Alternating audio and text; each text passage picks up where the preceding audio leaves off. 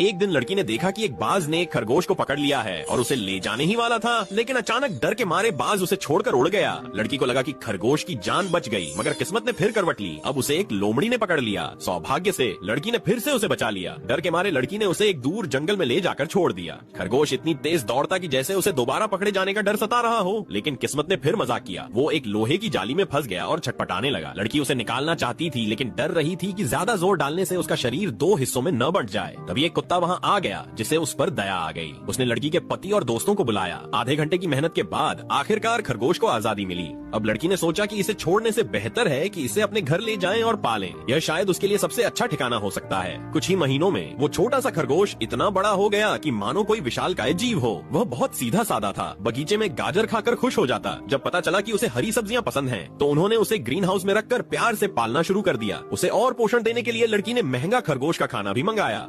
थोड़े ही समय में वह आंखों के सामने मोटा होता गया, लेकिन वह इतना साफ सुथरा था कि कभी भी घर में गंदगी नहीं करता था। शायद उसे डर था कि कहीं इंसान उसे खा न जाए। कभी वह खुद आकर लोगों से खेलता, कभी शर्माकर मेज के नीचे छिप जाता। इस प्यारे खरगोश ने पूरे परिवार में खुशियां भर दी। लड़की के मन में उसे खाने का जो इरादा था वो भी पिघल गया, लेकिन उसकी बढ़ती रफ्तार देखकर आदमी ने इसे एक बिजनेस अवसर समझा। उसने एक और खरगोश खरीदा और प्रजनन की योजना बनाई, जो सफल रही। थोड़े समय बाद बहुत से छोटे छोटे खरगोश पैदा हुए, जो बिल्कुल नन्हे, गुलाबी और प्यारे थे। शुरुआत में सब सामान्य लग रहा था, लेकिन कुछ ही महीनों में वे भी विशाल हो गए। यह देखकर आदमी ने इंटरनेट पर इसका प्रचार किया और लोग भारी दाम देकर ये खरगोश खरीदने लगे। मांग इतनी बढ़ी कि उसने एक फार्म खोल लिया और दुनिया भर में इन खरगोशों को बेचना शुरू कर दिया। उनकी जिंदगी ही बदल गई। कभी जो मदद केवल दया से की थी, वह अब जीवन की सबसे बड़ी सौगात बन गई। पर अंत तक भी मुझे ये समझ नहीं आया कि ये विशाल खरगोश आखिर किस